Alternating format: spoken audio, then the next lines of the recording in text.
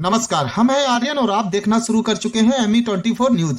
दिल्ली की सड़कों पर सोमवार शाम उस वक्त दहशत फैल गई जब लाल किले मेट्रो स्टेशन के पास एक कार में जोरदार धमाका हुआ। शाम के 6:30 बजे का वक्त था। ट्रैफिक सिग्नल पर दर्जनों गाड़ियां रुकी थीं और तभी अचानक सुभाष मार्ग पर खड़ी एक होंडाई i20 कार धमाके के साथ उड़ गई। धमाके की आवाज इतनी तेज थी कि 2.5 किलोमीटर दूर ITO तक सुनी गई। कुछ ही सेकंड में धुएं का बड़ा गुब्बारा आसमान में उड़ गया और चारों तरफ चीख पुकार मच गई। शुरुआती जानकारी के मुताबिक इस धमाके में 10 लोगों की मौत हो गई जबकि 24 से ज्यादा लोग घायल हुए हैं। घायलों को नजदीक के LNJP अस्पताल में भर्ती कराया गया, जिनमें कई की हालत गंभीर बताई जा रही है। धमाके की चपेट में आई 6 कारें, 2 ई-रिक्शे और एक ऑटो पूरी तरह जलकर खाक हो गए। दिल्ली पुलिस कमिश्नर सतीश गोलचा ने घटना स्थल पर पहुंचकर बताया कि ये एक लीड ब्लास्ट प्रतीत होता है, यानी ये कोई साधारण विस्फोट नहीं था। प्रारंभिक जांच में रिमोट डिवाइस या टाइमर के जरिए विस्फोट किए जाने की आशंका जताई गई है। धमाके के तुरंत बाद इलाके को पूरी तरह सील कर दिया गया। NSG, NI, FSL और इंटेलिजेंस ब्यूरो की टीमें मौके पर पहुंच गईं। फॉरेंसिक टीम ने वहां से बम के अवशेष, वायरिंग और इलेक्ट्रॉनिक सर्किट बोर्ड बरामद किए हैं, जिन्हें जांच के लिए प्रयोगशाला भेजा गया है।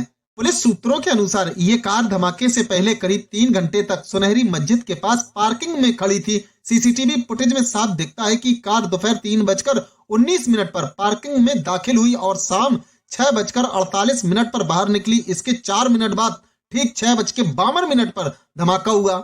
CCTV फुटेज में अभी तक ऐसा कोई दृश्य नहीं मिला जिसमें कार से कोई संदिग्ध बाहर निकलता दिखाई दे। शुरुआती जांच में पुलिस को यह भी शक है कि कार में 3 लोग सवार थे जो संभवतः धमाके से ठीक पहले किसी अज्ञात स्थान पर उतर गए हों। पुलिस ने एक संदिग्ध को हिरासत में लेकर पूछताछ शुरू कर दी है। हालांकि अभी उसकी पहचान और भूमिका की आधिकारिक पुष्टि नहीं की गई है। दिल्ली पुलिस ने इस मामले में UAPA की धारा 16 और 18 विस्फोटक अधिनियम और BAS की संबंधित धाराओं के तहत मामला दर्ज किया है। जांच का फोकस फिलहाल 3 प्रमुख बिंदुओं पर है: कार की रजिस्ट्रेशन डिटेल और मालिक की पहचान, घटना के वक्त की मोबाइल लोकेशन और कॉल रिकॉर्ड, और किसी संभावित आतंकी नेटवर्क से इसका कनेक्शन। घटना स्थल से मिली तस्वीरों में साफ दिखता है कि धमाके के बाद सड़क पर कई गाड़ियां एक के ऊपर एक चढ़ गईं। आग की लपटें इतनी तेज थी कि दमकल की 8 गाड़ियों को आग पर काबू पाने पर करीब 1 घंटे से ज्यादा का वक्त लग गया। आसपास के दुकानदारों और राहगीरों ने बताया कि धमाके के बाद कई लोग गाड़ियों में फंस गए थे, जिन्हें निकालने के लिए स्थानीय लोगों ने शीशे तोड़कर बाहर निकाला। पुलिस ने पूरे इलाके को घेर लिया है और सुभाष मार्ग के दोनों लाइन को बंद कर दिया गया है। लाल किला मेट्रो स्टेशन को कुछ समय के लिए खाली कराया गया, जबकि आसपास के इलाकों में मेट्रो सेवा अस्थायी रूप से रोक की गई है।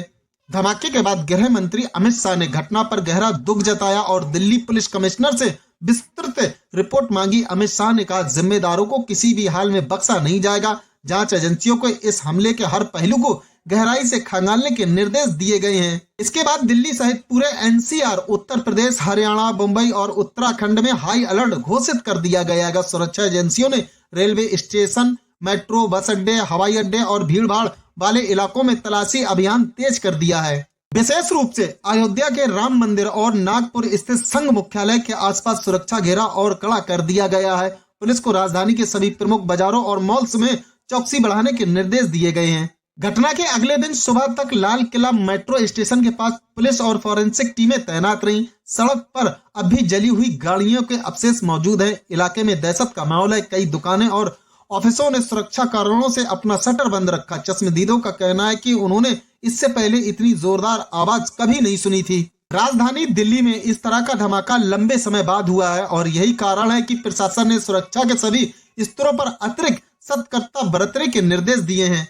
दिल्ली के दिल में हुआ यह धमाका न केवल सुरक्षा व्यवस्था पर सवाल खड़े करता है, बल्कि ये भी दिखाता है कि आतंकी मानसिकता अब भी सक्रिय है। जांच एजेंसियां पूरी कोशिश में है कि इस वारदात के पीछे के चेहरे जल्द से जल्द सामने आए। फिलहाल राजधानी अलर्ट पर है और हर एक गतिविधियों पर सुरक्षा एजेंसियों की पैनी नजर है। दोस्तों, ये थी दिल्ली ब्लास्ट से जुड़ी पूरी जानकारी। जैसे ही जांच में कोई नया अपडेट आता है, हम आपको तुरंत बताएंगे। अपने विचार हमें कमेंट में जरूर बताएं और अगर आप देश की हर बड़ी खबर सबसे पहले जानना चाहते हैं तो चैनल को सब्सक्राइब करें और बेल आइकन दबाना ना भूलें।